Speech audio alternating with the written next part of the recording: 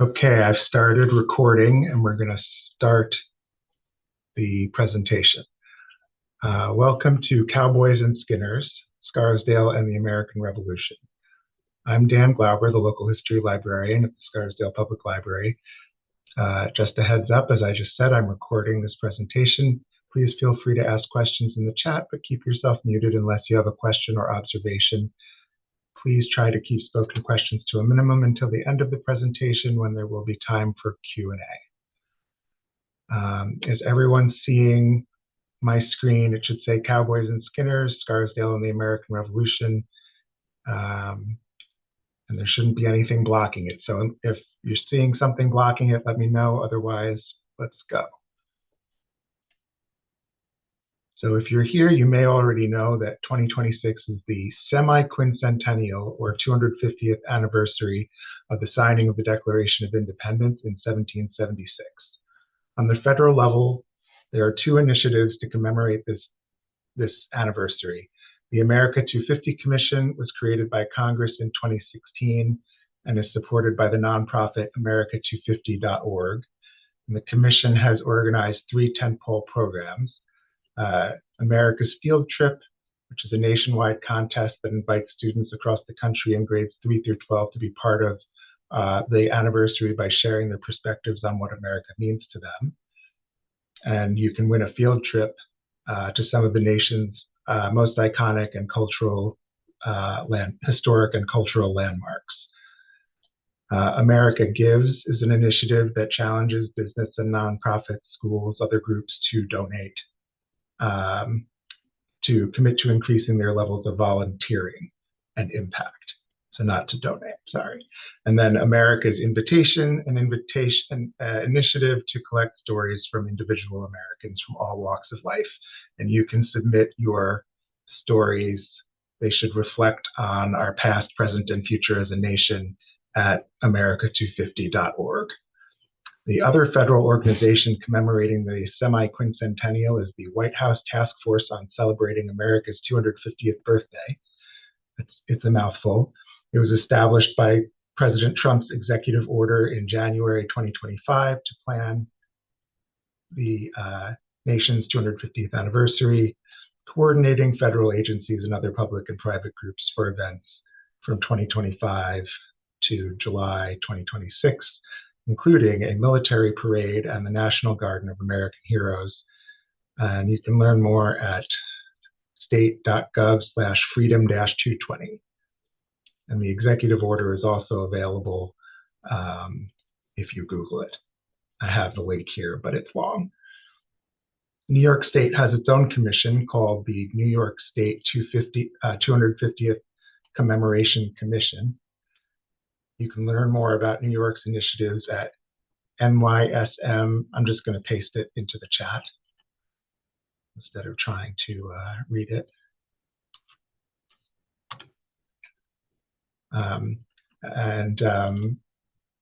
There are some planned events, including Sail Forth 250, which will be a grand nautical spectacle with tall ships and naval vessels sailing into New York Harbor, and a massive fireworks display over New York City on July 4th.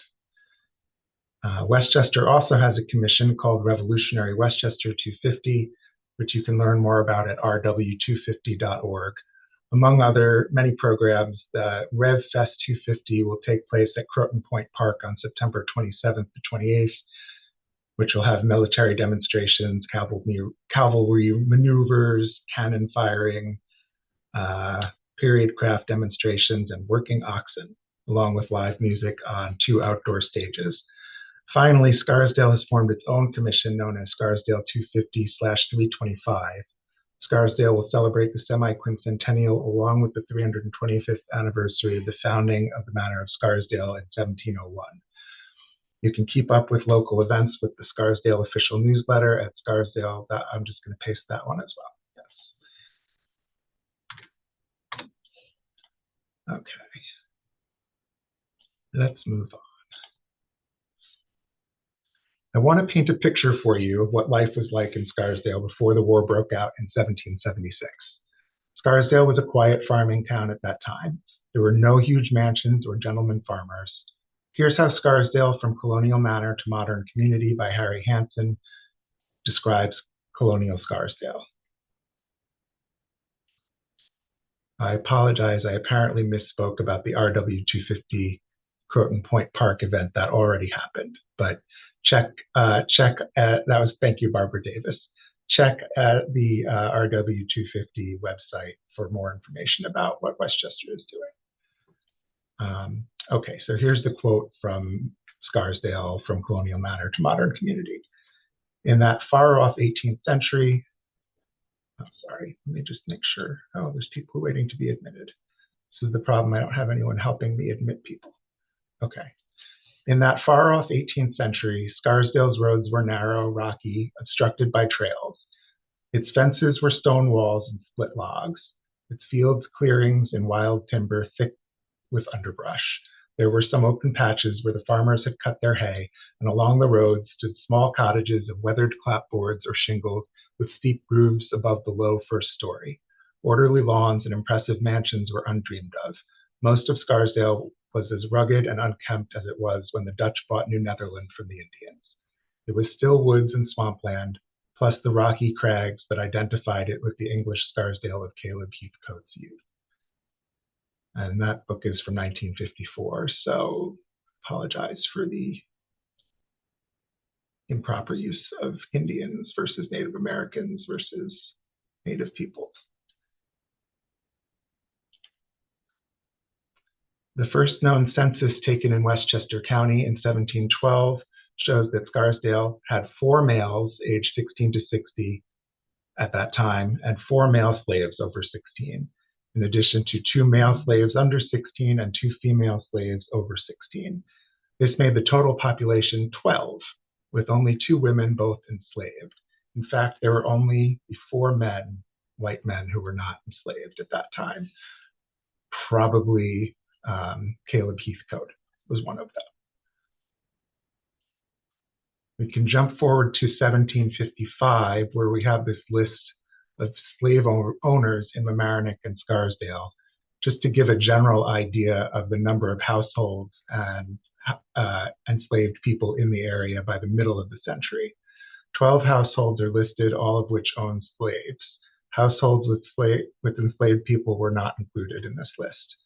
48 enslaved people are accounted for in just these 12 households. Familiar names include Palmer, Cornell, Gidney or Gedney, Griffin or Griffin. By this time, some Quaker families had moved into Mamaroneck and Scarsdale and the Scarsdale area, but many Quakers still owned slaves at that time. In 1774, there was a map drawn up to help partition the rest of Scarsdale that Heathcote's daughter and descendants were still selling off.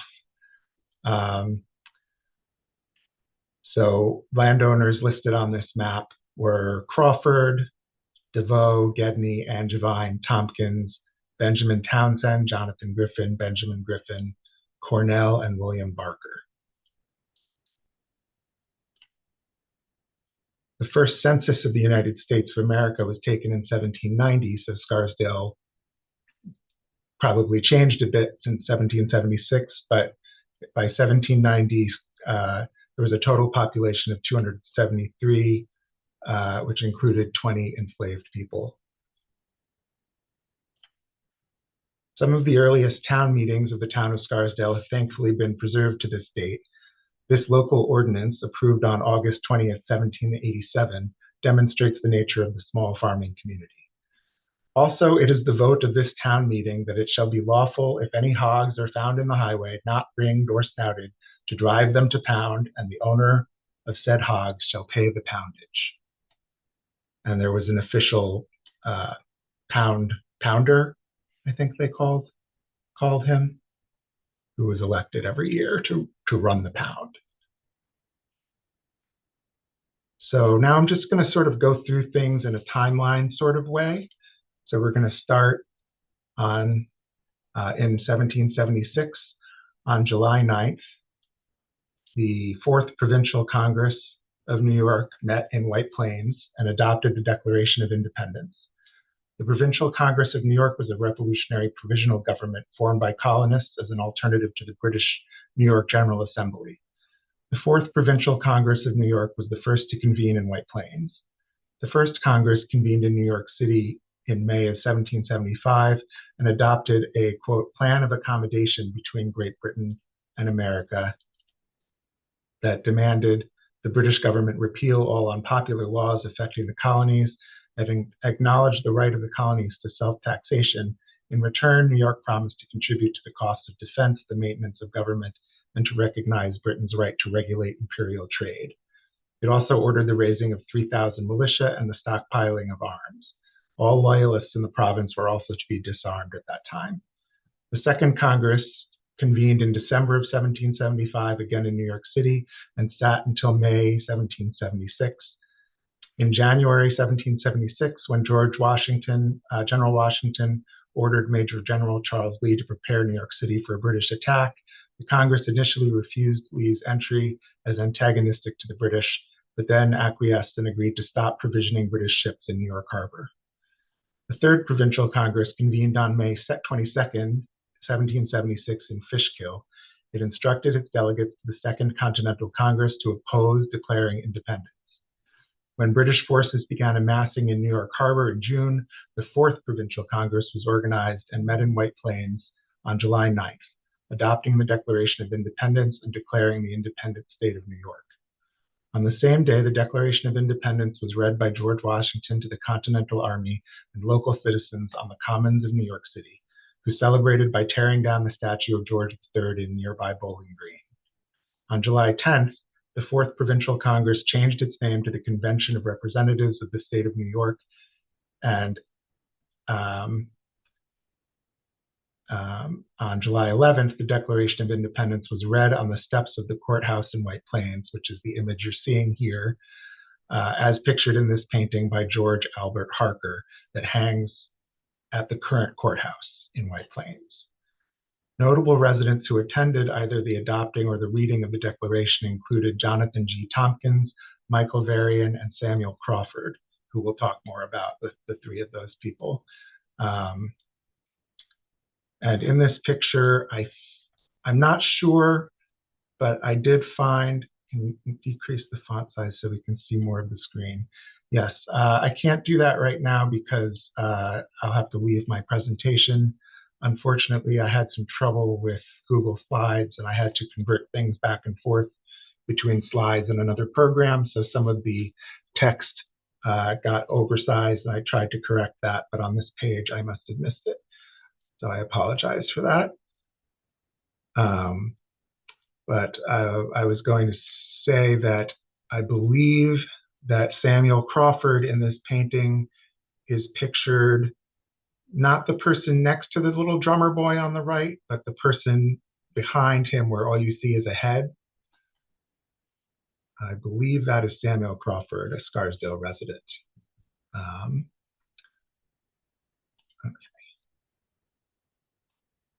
So I'm going to talk a little bit about Jonathan G. Tompkins, who I just mentioned was at that reading of the Declaration of Independence and was also a member of the Fourth Congress.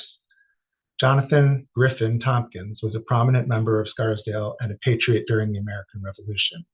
He was a member of the County Committee of Safety and of the Fourth Provincial Congress. His grandfather was Edmund Tompkins, who owned land in Scarsdale at least as early as 1717. Edmund's son, Joshua Tompkins, inherited some of that land off of what is now Mamaroneck Road near Garden Road. Joshua's son, Jonathan G. Tompkins, was orphaned at a young age and taken in by Captain Jonathan Griffin, a neighbor.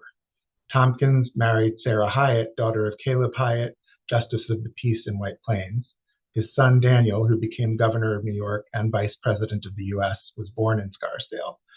Though he was forced to flee Scarsdale during the Battle of White Plains, he returned after the war and became the first supervisor of the town of Scarsdale under the Republic from 1783 to 92.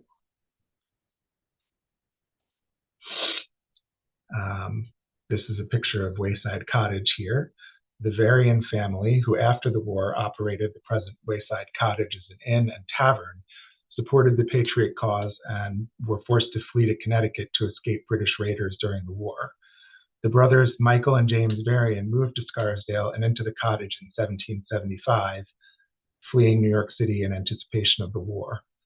Michael was present at the reading of the Declaration of Independence in White Plains and seconded its acceptance. James fought in the war as a member of the Minutemen of Scarsdale, of which he was chosen as captain. So when I said that they fled, it was most probably their families that fled. If they were in the militia, they would have also not lived in Scarsdale, but been operating out of northern Westchester or Putnam County and coming down into Scarsdale and lower Westchester for various reasons. It's said, though, that James was paralyzed during the last 20 years of his life due to the wounds and exposure that he suffered during the Revolution. A story related to the Varians during the Revolution relates that one night in 1776, when Hessian soldiers were in the vicinity, the Varians hastily hid the family cow in the cellar. The soldiers inspected the stable, but finding nothing, departed. The family also took care to hide the precious family Bible. While James stayed in Westchester and served in the militia, his family fled to Connecticut. So since I'm sort of going in order here, I'm going to recount this event that took place near Scarsdale. In August of 1776, as the British were massing in New York Harbor, both sides were busy recruiting. One such recruiter was the loyalist William Lounsbury, who was caught by patriots while near Mamaroneck and killed. Nelson Schofield, as recorded in the MacDonald interviews, which I'll talk more about in a minute, recalled the following. William Lounsbury, a bold, determined man. By General Howe's proclamation, if anyone enlisted 60 men, he should have a captain's commission. A counter-proclamation from the American Congress decreed death to anyone caught enlisting for the enemy. Lounsbury was 50 or 60 years old, I believe, and bald. He came from below, and a sloop was to wait for his men below Delancey's Neck and take them over to Long Island. Just a quick note, when they talk about coming from below or above, when they say below, they mean below the British lines in the Bronx and New York City. And then when they say above, they mean above the American lines in northern Westchester and Putnam County. Lounsbury told his wife to send for Joseph Purdy and tell him he was among the rocks of Great Lock. Purdy came, and Lounsbury sent him to such royalists as he thought he could induce to enlist with him. Purdy told the men where Lounsbury was, and he persuaded them to enlist. Purdy proved a traitor and informed the principal Whigs of Mamaroneck, such as Colonel Gilbert Budd, Gilbert Horton, and Captain Samuel Townsend of Ryeneck. Captain Townsend commanded the party composed of the American Store Guard and the militia company of the vicinity. They marched to the Great Lots before Townsend let them know where or for what they were going. Surrounding the fastnesses where Lounsbury was concealed, they called upon him and his party to surrender, they being unarmed. His men attempted to escape, but were fired upon and then surrendered. Lounsbury refused to surrender, though called upon repeatedly, and defended himself with a club, which another description calls it the butt of his rifle. Orders then came from the commander to bayonet him, and he was killed with 7 bayonets, refusing to the last to yield. They found his enlisting orders in his pocket and a roll of his men whom they secured. So I think this is in addition to it taking place near Scarsdale and Mamaroneck, it also illustrates sort of what was going on at that time with both sides trying to assert control and recruit and, declare laws in what would ultimately be a pretty lawless area for most of the war. I mentioned the MacDonald interviews in the previous slide. One of the greatest sources of primary resource regarding the Revolutionary period in Westchester, the MacDonald interviews consist of over 1,100 pages of handwritten interviews conducted between 1844 and 1851 with eyewitnesses to the Revolutionary War in Westchester and parts of Connecticut. The compiler of the documents, John M. MacDonald, who lived from 1790 to 1863, was a former attorney who devoted much of his life to the study of the Revolutionary War. MacDonald recorded by hand 407 interviews. Although the original papers in MacDonald's handwriting were lost in the late 1800s, they had been hand-copied into a book by John English. This copy, now in possession of the Westchester County Historical Society, was acquired by local historian Otto Hufeland, who wrote Westchester County during the American Revolution in 1926. A grant from the National Historic Publications and Records Commission, a part of the National Archives, recently provided funding for professional archivists and the Westchester County Historical Society librarian to transcribe the interviews from longhand and digitize the entire collection. This collection contains rare primary source information, first-hand accounts of individuals experiencing the American Revolution as it unfolded in the geographically significant area of the war, which is now Westchester County. And I have the link here in my slides, but I can put it into the chat as well. Oops, where did my notes go? 1 second.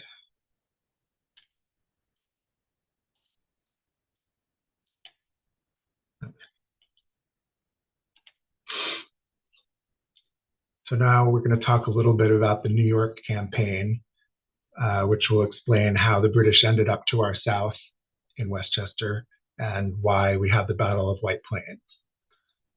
On August 22nd, British General Howe landed over 22,000 troops at Gravesend Bay in Brooklyn.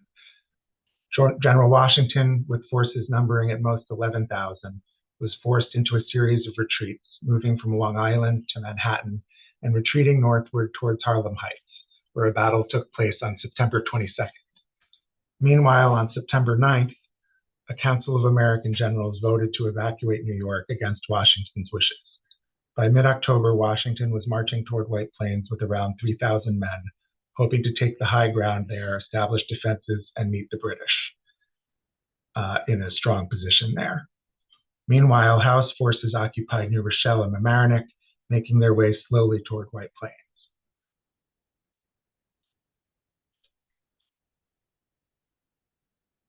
So before the Battle of White Plains, we had the skirmish of Heathcote Hill, or the Battle of Mamaroneck. While Howe occupied New Rochelle, he sent a loyalist militia to raid Mamaroneck and hold the high ground there at Heathcote Hill. The Battle of Mamaroneck, known to some as the Skirmish of Heathcote Hill, was one of the most obscure military engagements of the Revolution, but is noteworthy for being the first time in the war that organized infantry units composed entirely of Americans, including Continental Army soldiers, encountered each other and fought. So that would be Tory Americans versus Patriot Americans. By late October, General Washington's forces had taken up position near White Plains in Westchester County. General Howe was encamped near New Rochelle with his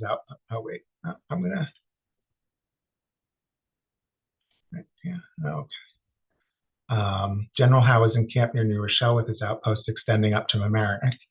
On October 21st, the Queen's Rangers, a loyalist military unit that specialized in cavalry tactics, close combat, and irregular warfare, and was named for Queen Charlotte, led by Robert Rogers, a veteran of the French and Indian Wars, entered Mamaroneck, drove away a smattering of rebel militia, and captured a large supply of provisions stored in the mills and houses along the Mamaroneck River, mostly flour, molasses, pork, and rum. Having taken possession of these supplies as ordered, the Rangers camped in a smooth field on Heathcote Hill, and Rogers established his headquarters in the local schoolhouse. When the Continental Army's General William Alexander was advised of the Rangers' whereabouts, he directed Colonel John Hazlitt to initiate a night attack on Rogers' unit. The colonel commanded the Delaware Regiment known as the Delaware Blues. The expedition consisted mostly of the Delaware and Maryland regiments, who were regarded as elite units, as well as 150 Virginia Continentals and a few local guides.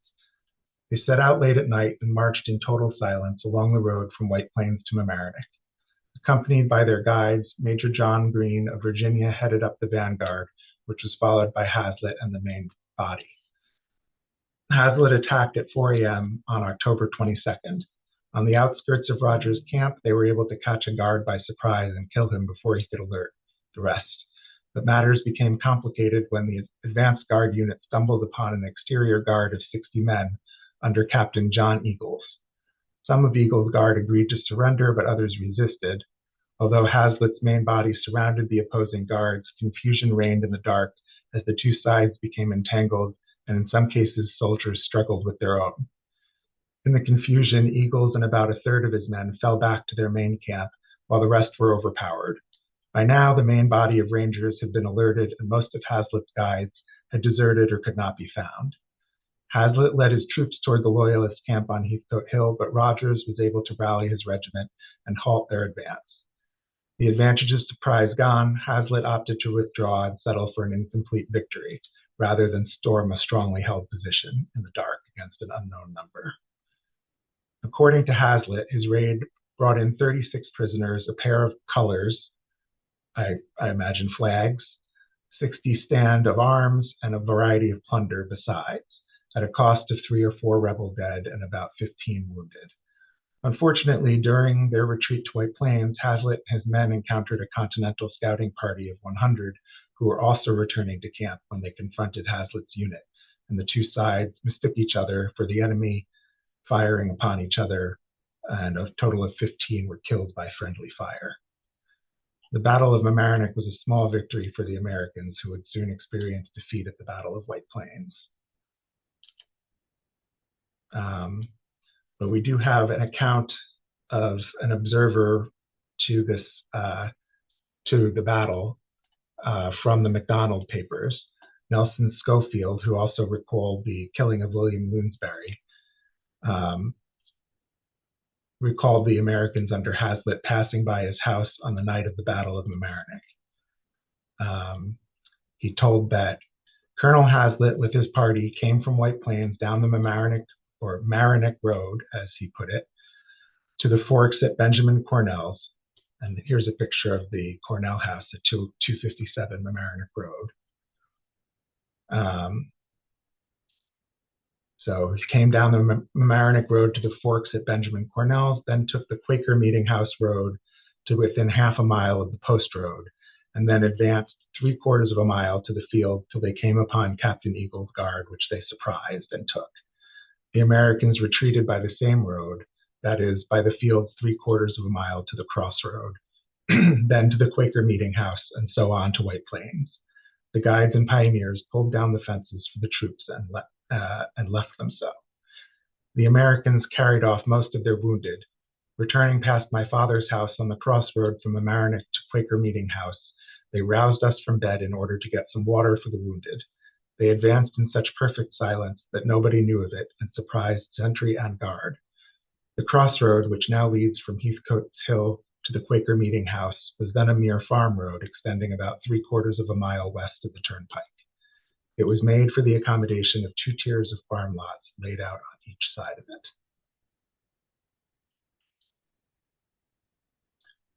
So, the Battle of White Plains. On the morning of October 28, 1776, the British moved from New Rochelle towards White Plains, following up the Quaker Ridge Road to Weaver Street and Mamaroneck Road. When they reached the Secor House on Mamaroneck Road, one column took the left branch that connected with White Plains Post Road, then known as Old York Road, while the other headed towards White Plains down what is now Garden Road. And you can see the map here where the Secor House is, and Garden Road leading towards White Plains here, and then what we would call Mamaroneck Road here, though it says Fenimore Road, leading down to the White Plains Post Road.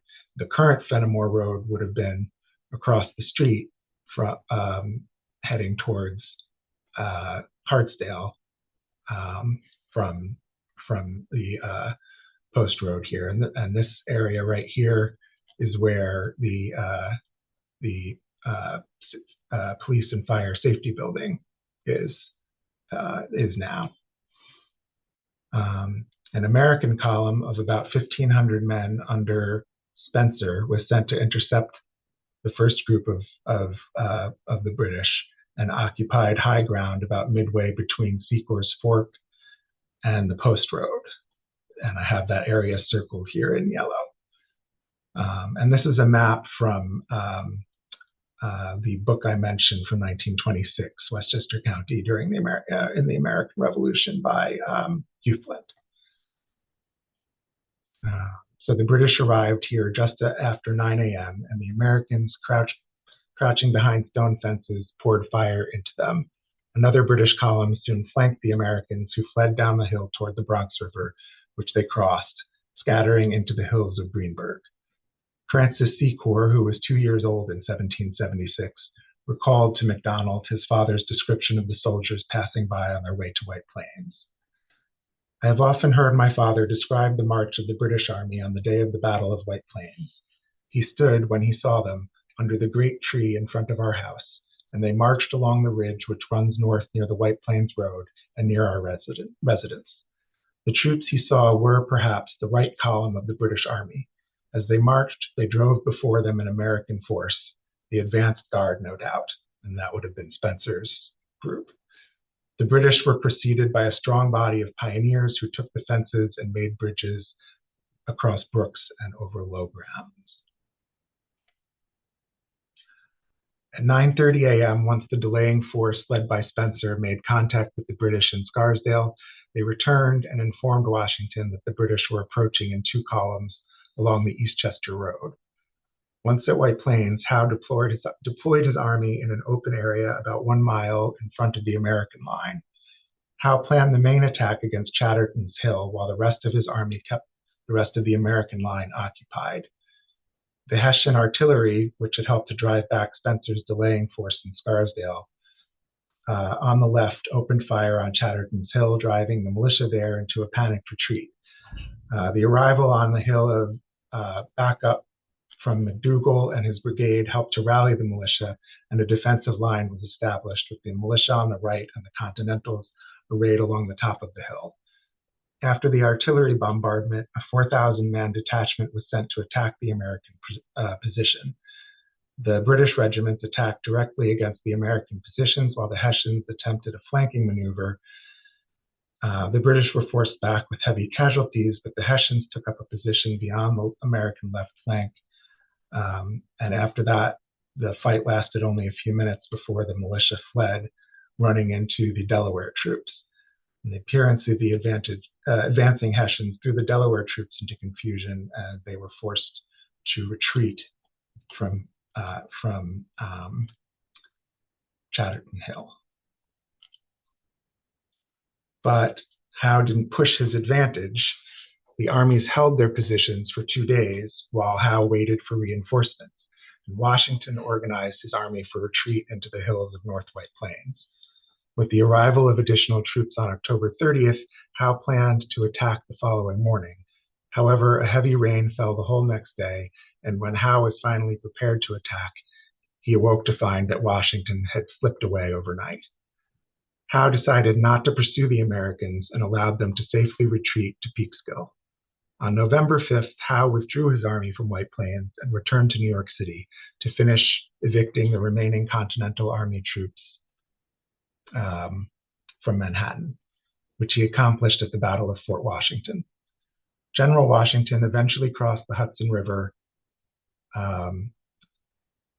at Peekskill with most of his army, retreating into New Jersey and leaving some New England regiments behind to guard supply stores and important river crossings. Later, British movements chased him across New Jersey and into Pennsylvania, and the British established a chain of outposts across New Jersey.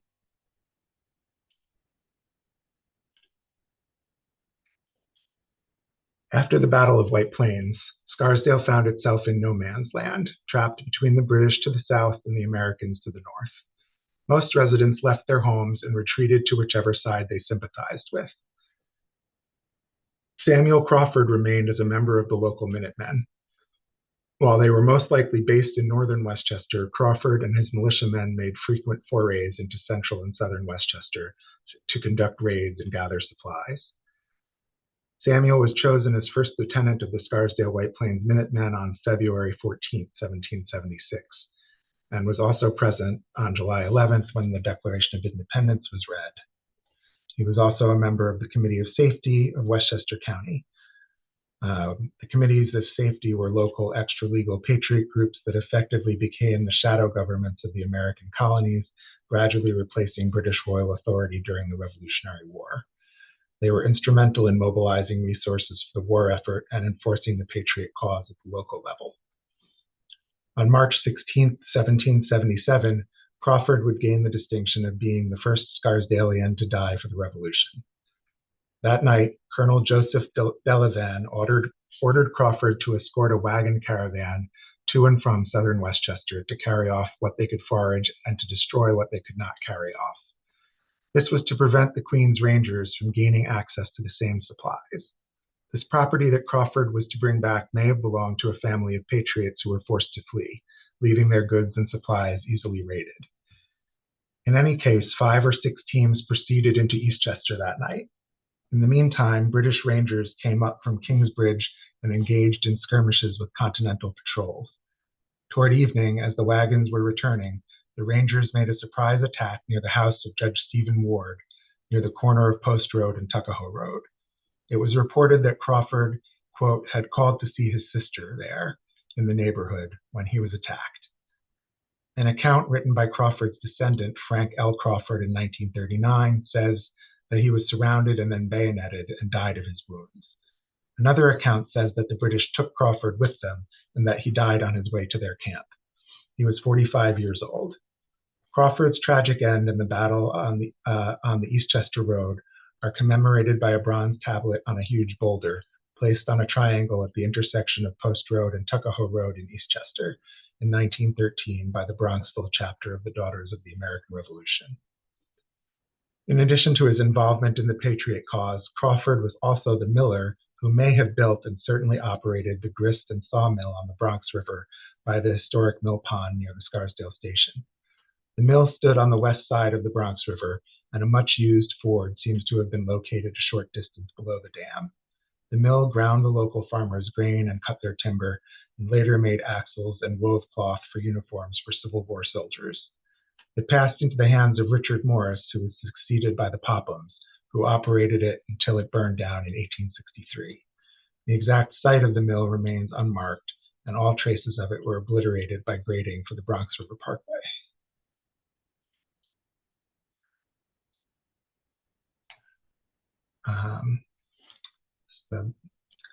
Now I'm going to talk about the Saratoga campaign of 1777 a bit. The British weren't content to leave the rest of New York to the Americans. In 1777, they planned an attack that ultimately failed, known as the Saratoga campaign. If this attack had succeeded, Westchester would have been under British control.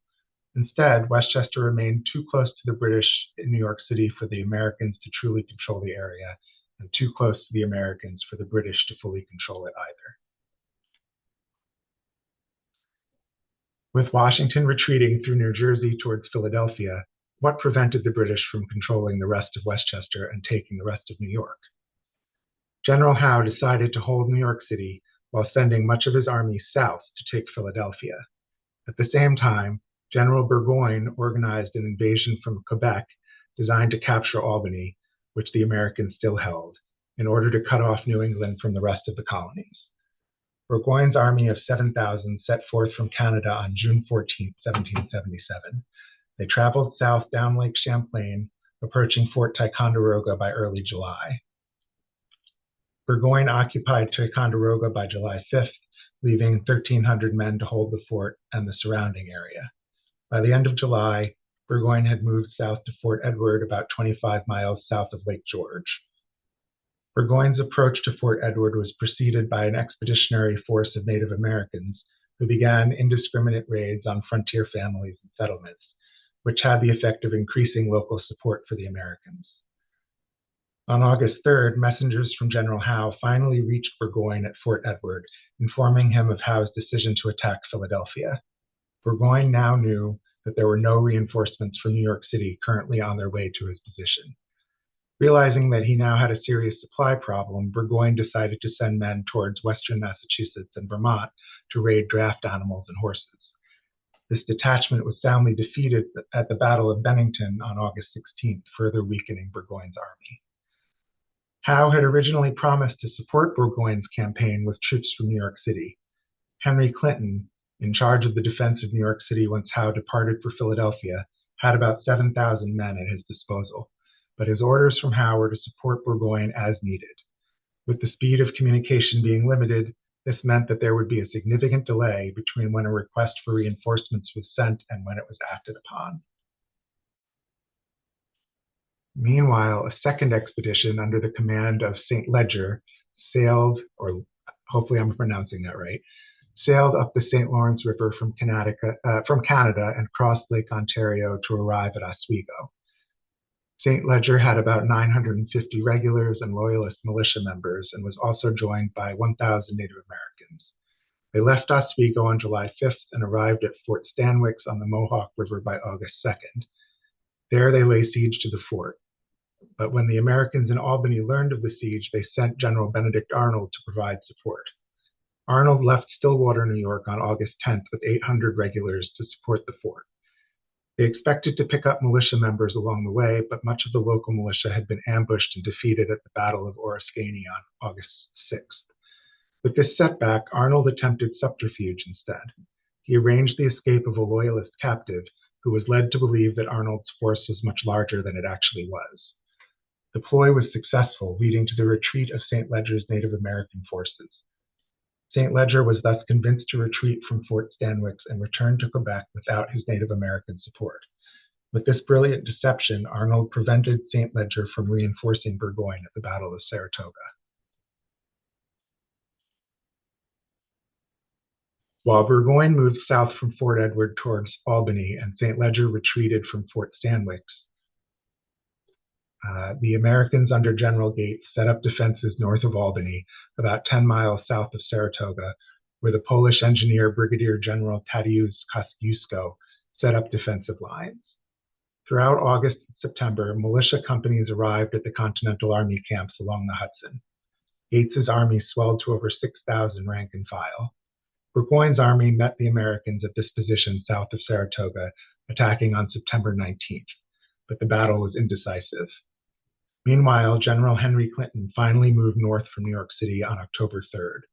The group of 3,000 sailed north up the Hudson River and took Forts Clinton and Montgomery on October 6th. They didn't proceed farther north until October 15th. They'd be too late to rescue Burgoyne at Saratoga, where his army was already completely surrounded 2 days earlier. Gates's forces by this time had swelled to 13,000, with militia and volunteers streaming in to join the fight. Burgoyne officially surrendered his army to Gates on October 17th. Clinton's forces retreated south again upon learning of Burgoyne's surrender, and having received orders to send 3,000 troops south to reinforce Howe at Philadelphia. Thus, the British were prevented from taking the rest of New York, though they held New York City until the end of 1783. This is why Westchester remained neutral ground, trapped between the British in New York City and the Americans in Peekskill and Albany. Underestimating their enemy, the British made the classic mistake of fighting a war on two fronts. With Howe in Philadelphia and the Saratoga campaign over, Westchester settled into stasis, stuck in the neutral ground. At the start of the Revolution, the county of Westchester was the richest and most populous of the rural counties of New York. By the war's end, most of the county, especially a 20-mile wide region labeled the neutral ground, would be totally devastated. Farms were abandoned and entire communities became ghost towns. Roads were vacant of traffic, bridges destroyed and left in ruins. Most of the county's residents eventually fled the carnage. Those who remained witnessed frequent clashes between British and American troops stationed in and around the borders of the county. Both sides needed to maintain their armies, and Westchester became their breadbasket. More often than not, they requisitioned what they needed without providing compensation. This map, taken from Out of the Wilderness, The Emergence of Eastchester, Tuckahoe, and Bronxville, shows the neutral ground between the British lines in what is now the Bronx and the American lines running from Peekskill through Yorktown, Somers, Bedford, and Lewisboro. Scarsdale was located in the middle ground of this middle ground and was thus subject to raids by both sides. James Thatcher was an American physician and writer who served as a surgeon during the American Revolution for the Massachusetts 16th Regiment from 1775 to 83. He kept a journal during his time in the war, which he later published, and in November of 1780, his regiment passed through Westchester, and he recorded his observations, writing, "The county which we lately traversed, about 50 miles in extent, is called neutral ground, but the miserable inhabitants who remain are not much favored with the privileges which their neutrality ought to secure to them. They are continually exposed to the ravages and insults of infamous banditti, composed of royal refugees and Tories. The country is rich and fertile, and the farms appear to have been advantageously cultivated, but it now has the marks of a country in ruins. A large proportion of the proprietors have abandoned their farms. The few that remain find it impossible to harvest the produce. The meadows and pastures are covered with grass of a summer's growth, and thousands of bushels of apples and other fruit are rotting in the orchards. We brought off about 200 loads of hay and grain, and 10 times the amount might have been procured had teams enough been provided. Those of the inhabitants of the neutral ground who were Tories have joined their friends in New York, and the Whigs have retired into the interior of our country. Some of each side have taken up arms and become the most cruel and deadly foes. There are within the British lines banditti consisting of lawless villains who devote themselves to the most cruel pillage and robbery among the defenseless inhabitants between the lines, many of whom they carry off to New York after plundering their houses and farms. These shameless marauders have received the names of cowboys and skinners. By their atrocious deeds, they have become a scourge and terror to the people. Numerous instances have been related of these miscreants subjecting defenseless persons to cruel tortures to compel them to deliver up their money or to disclose the places where it has been secreted. It is not uncommon for them to hang a man by his neck till apparently dead, then restore him and repeat the experiment and leave him for dead."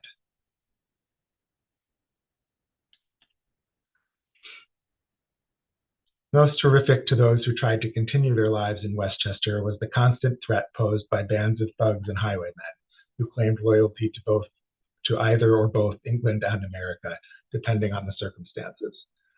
Labeled cowboys and skinners, they professed their actions were sanctioned by passions of patriotism or loyalty to the crown. While some of these groups were actually committed to one side or the other, others were governed by greed, claiming loot for themselves. The term skinners in the American Revolution may actually descend from Loyalist Brigadier General Cortlandt Skinner, who organized a regiment of Loyalist guerrillas in New Jersey that operated mostly in New Jersey and Staten Island, but also possibly in the neutral ground of southern Westchester. Cowboys were so named because of their propensity for stealing cattle. To spice up his novel, The Spy, A Tale of the Neutral Ground, in 1821, Cooper transformed Skinner's regiment into guerrilla hangers-on of the Continental Army. Washington Irving was only the first of a long list of authors and historians to pick up and repeat Cooper's fictional misrepresentations. Bill, looks like you're kind of drawing yellow lines on things somehow, Bill Eberhardt. So whatever you're doing, just stop doing that. Skinner's band, along with Delancey's raiders, were sanctioned by the British government and conducted their raids lawfully. The same could be said of Continental militias, who were sanctioned by the American authorities to raid Loyalist property and harass the opposition. The local militias, such as the White Plains Scarsdale Minutemen that Samuel Crawford and James Varian helped to organize, were likewise authorized by the American authorities to protect patriot families and gather supplies from Loyalists. A particularly notorious group of cowboys were Delancey's Raiders, also known as Delancey's Refugees. The Raiders were a British Loyalist provincial military unit consisting of 3 battalions of 500 men each. The brigade was first raised in September 1776 on Long Island after the British drove the Americans off during the Battle of New York. Over that first winter of 1776 to 77, the 3 battalions were stationed in Long Island, Brooklyn, and the Bronx in Kingsbridge. In May, the Kingsbridge location was strengthened with the addition of a 2nd battalion. There they remained until the spring of 1778, when they withdrew to an encampment in Queens. Brigadier General Oliver Delancey conducted regular operations in Westchester, along with another group called the New Jersey Volunteers. Both groups were British Loyalist militias who stole cattle, looted, and gathered military intelligence in the lawless neutral ground. Oliver Delancey was the brother of James Delancey, who married Caleb Heathcote's daughter Anne in 1729 and inherited the house on Heathcote Hill in Mamaroneck. Their son, James, Oliver's nephew, also served in the brigade during the war. Oliver had been a member of the Provincial Executive Council from 1760 until the outbreak of the Revolution. He opposed the Boston Port Act of 1774, but when push came to shove, he remained loyal to the Crown. His property was confiscated in 1779, and he fled to England after the war, where he died in 1785. His nephew James was the sheriff of Westchester County from 1769 to 1776. When war broke out, he fled Westchester to New York City, where he joined his uncle Oliver's brigade. He then returned to Bronx and Westchester to lead the brigade in its raids and other operations. He became known as the outlaw of the Bronx to patriots and the commander of the cowboys to loyalists. After the war, he left for Nova Scotia, where he pursued a career in politics. He attempted to legalize slavery in Nova Scotia, but thankfully failed. He died in 1804 at the age of 57. So I know it's almost 7:30. I have a few other events and locations that I wanted to talk about here. The first is the Griffin Fish House, which was Howe's headquarters during on October 28th. The same house that Jonathan Griffin Tompkins grew up in after being adopted by its owner, Jonathan Griffin. And this is the house that's at the corner of Garden Road and Mamaroneck Road. It's still there. The Griffin Fish House is also known as the Grange. Jonathan Griffin built the original house in 1732. The Griffins were Quakers, and family members owned several houses and farms throughout Scarsdale and Mamaroneck. Jonathan Griffin's adopted son, Jonathan G. Tompkins, who we talked about, I already told you about Daniel Tompkins. His son, Daniel Tompkins, I think I mentioned that he was the governor of New York and later served as James Monroe's vice president. British General Howe used the Griffin Fish House as his headquarters during the Battle of White Plains. The house is built on a hill which provided a clear view of troop movements. After the Revolution, the first town meeting was held in this house. The Ward House, which I also mentioned, this is where Samuel Crawford was killed. The Ward House stands at the top of a hill in the village of Tuckahoe in the town of Eastchester in southern Westchester County. The original structure was built prior to 1754, when a deed of division indicates it was passed from Edmund Ward Sr. to his son Stephen Ward. The Ward House was the first post office for the town of Eastchester and remained an active post office for 80 years. While Stephen Ward was the owner of the Ward House, it also served as a tavern. A prominent member of the historic Eastchester community, in 1774, Stephen Ward was elected Eastchester Town Supervisor, a position he would hold on and off for many years. A passionate advocate of the Patriot cause, Stephen Ward was appointed to the First Provincial Congress in 1775. On July 11, 1776, Stephen Ward was present on the White Plains Courthouse steps when the Declaration of Independence was read. On October 23rd, the Continental Army conducted a successful attack on 250 Hessians encamped near the Ward House. From October 25th to 28th that same year, British Commander-in-Chief Lord William Howe used the Ward House as his headquarters, leading up to the pivotal Battle of White Plains. A number of key events also took place in 1777 involving the Ward House. On March 16th, the British raiding party, accompanied by the Loyalist militia known as the Queen's Rangers, conducted a surprise attack on a Patriot militia encamped around the Ward House, who were awaiting the end of their enlistment. Scores of these militia members were slaughtered and buried in unmarked graves. Captain Samuel Crawford, head of the Scarsdale militia, was mortally wounded in the skirmish. So this is another description of Crawford's demise at the Ward House. A little bit different, describing that the militia members there were waiting for the end of their enlistment. Crawford is considered to be the most important patriot leader from Westchester County to die in the service of his country. In November of 1778, the original Ward House was burned to the ground by order of General William Tryon, the former governor of the colony of New York.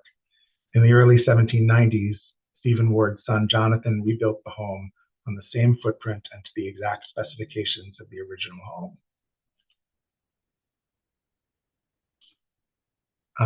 This event actually took place in Scarsdale. Luther Kennicott was a double agent spy for the Americans and the British during the war, operating in Westchester. Kennicott lived in Van Cortlandt Manor and was a carpenter. According to his pension documents, he was employed as a, quote, artificer in the Continental Army from October 1776 until the end of the war. His role in the war as a, quote, very useful man, rendering, quote, essential service for George Washington and other general officers of the Army, and was vouched for by Captain Jonathan Horton and Caleb Tompkins. Kennicott describes being paid 5 guineas by McDougall and 1 guinea by General Charles Scott for intelligence work during the war. Kennicott personally saved the lives of several Americans while undercover. Westchester residents Ezra Lockwood and Mrs. Hunt, children of Major Ebenezer Lockwood, spoke of Kennicott's advance warning that Lieutenant Colonel Banastre Tarleton would attack Pound Ridge in 1779. Mrs. Thomas Ferris described a separate incident in which her husband and 2 others were informed on while trying to capture some British officers. Kennicott warned them that a cover had been broken and used his carpentry skills to conceal them behind a wall he built, supplying provisions while they remained hidden. The British searched but never discovered the false wall. Kennicott convinced many he was a British spy. He was reported to have stolen one of General McDougall's horses to sell to the British. William Barker described Kennicott being captured as a British spy by Sheldon's 2nd Dragoons before escaping back to the British. Several residents described Kennicott as a skinner or cowboy, a member of the gangs that plagued residents of the neutral ground. However, he was actually loyal to the Americans, and it is likely his capture in Scarsdale was arranged in order to convince the British that he was not trusted. Barker's description to MacDonald is as follows. Kennicott remained below in British territory until Arnold's treason, and then left Westchester and went above American territory. He, as well as Captain John Hunter and Captain Gilbert Dean, married a daughter of Colonel Samuel Drake. Hunter and Kennicott were each spies for both sides, false spies for the British and real for the Americans. Arnold knew all the spies, and when he went over those of them within the British lines, when he converted to the other side, those of them within the British lines fled precipitately the moment they heard of his defection, and it was understood generally they had a narrow escape. Kennicott was once taken up in Scarsdale near my father's as a British spy by a party of Sheldons and carried above, where he soon made his escape. He was at this time supposed by every horseman to be a British spy, and his capture and subsequent escape were afterwards known to have been preconcerted with the view of impressing the royalists and the public at large with the opinion that the American authorities considered him as strongly attached to the king and as being in the habit of rendering the Tories important services. After leaving Westchester in 1780, he lived a free life, and it was said sometimes he plundered. When taken at Scarsdale, Kennicott was secured by a rope, which he took off with him to show to his friends when he got within the British lines.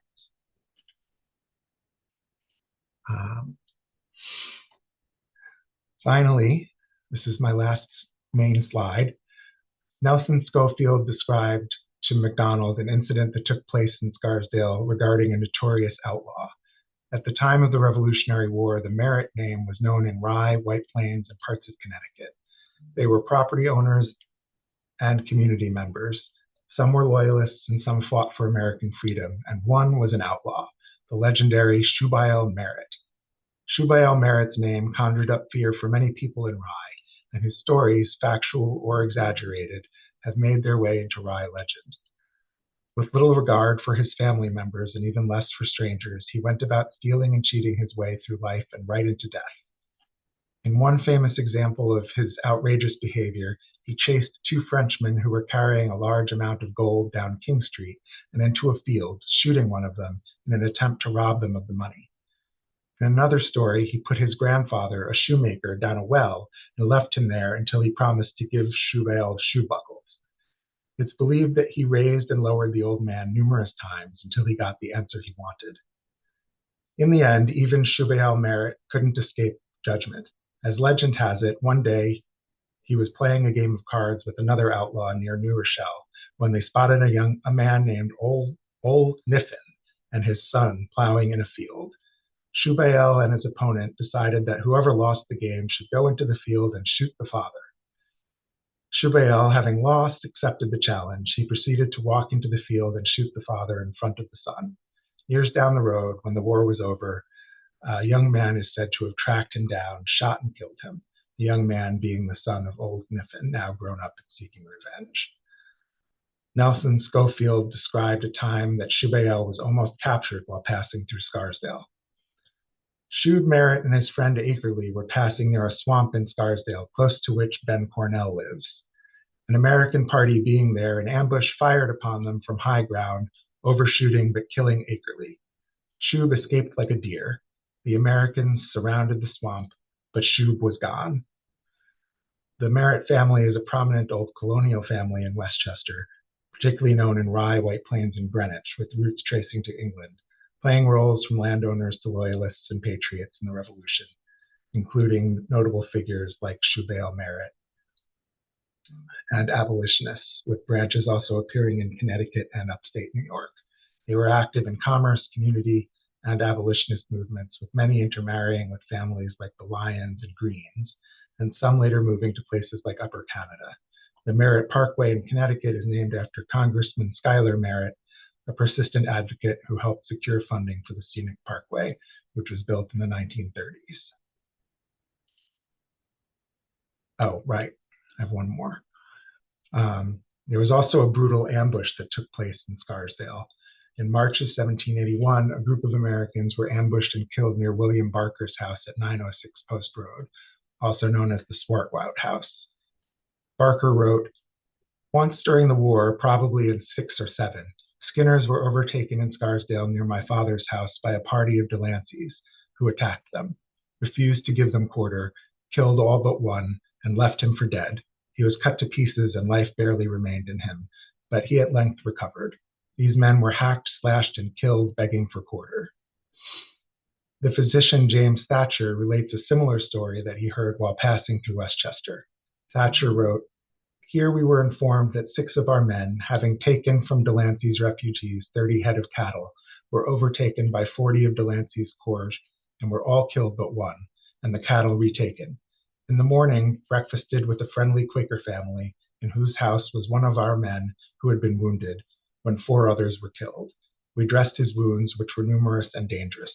In another house, we saw 4 dead bodies, mangled in a most inhumane manner by the refugees, and among them one groaning under 5 wounds on his head, 2 of them quite through his skull bone with a broadsword. This man was capable of giving us an account of the murder of his 4 companions. They surrendered and begged for life, but their entreaties were disregarded, and the swords of their cruel foes were plunged into their bodies so long as signs of life remained." So it's most likely that these were the same event, even though Schofield says it was earlier. That's my presentation. I have a list of primary and secondary sources here that I put together, and I can share this with you, which I'll do probably tomorrow. But I thank you for coming, and I welcome if any of you have any questions or comments or corrections or anything you'd like to say, you are welcome. I'm going to stop sharing my screen. I'm just going to, let's see. I'm just looking in the chat now to see if anyone commented anything. Why can't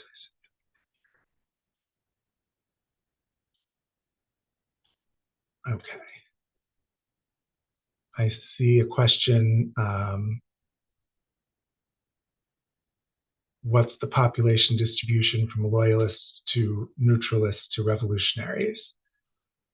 That I don't know. It was, I imagine, fairly evenly split, or a lot of people didn't want to commit to a side.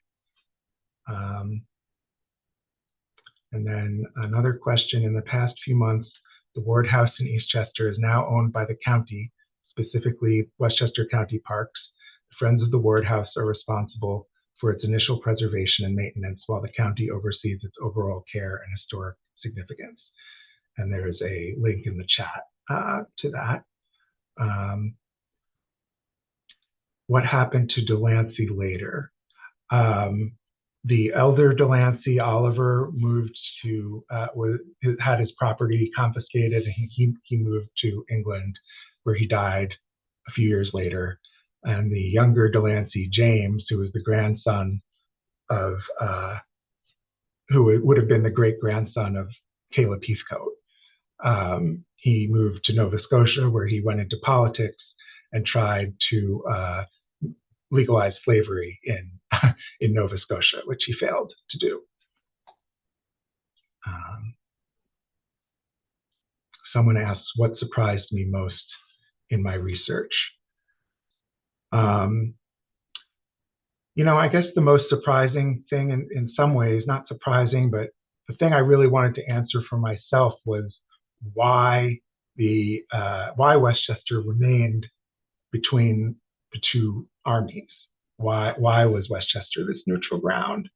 And I think the answer is really that Howe decided to hold New York and then go take Philadelphia, thus leaving a second front, or creating a second front.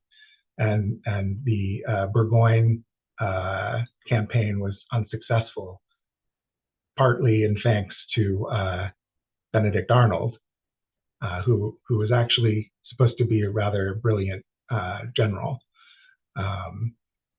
So I found that whole part fascinating. And then I guess most surprising would be the description of Shubay el-Merit. And I imagine a lot of that is apocryphal, but he must have done something to earn those kind of stories being told about him. I have a question. Yes, Ruth. Wasn't it right after that battle of Benedict Arnold had been a hero that he turned traitor, and was fortunately caught, I think, with notes that he had hidden in his stockings? Yes, I think it was in. It was in right 79, after, maybe, that he turned. I think it had a lot to do with. I thought it was right after that battle when they were up at West Point or wherever, and maybe it was. I'm not sure. Yeah. Honestly, I was focused more on the. I'm sure I could Google it, but yeah, I'm sorry, I don't have the answer at my fingertips. In any case, I found it very interesting. Well, thank you very much. Yeah. Yeah, I think that ultimately his betrayal had to do with the girl and money. Yeah. He wanted to impress. Yeah. A woman. Well, I mean, I found your talk very interesting. Oh, thank you. Yeah. Thank you. Any other questions or comments or discussion points? I am recording this, and I will put it up on YouTube in the next few days on our YouTube channel. All right. Well, thank you very much. I appreciate everyone not coming out, but being in the comfort of your own home, joining us. Oh, how many people did I have now? People have left now. I'm going to assume it was around 60 or something like that. All right. Thank you, everyone. Have a good night. Thank you, Dan. Thanks, Dan. Great job. Thanks, Dan.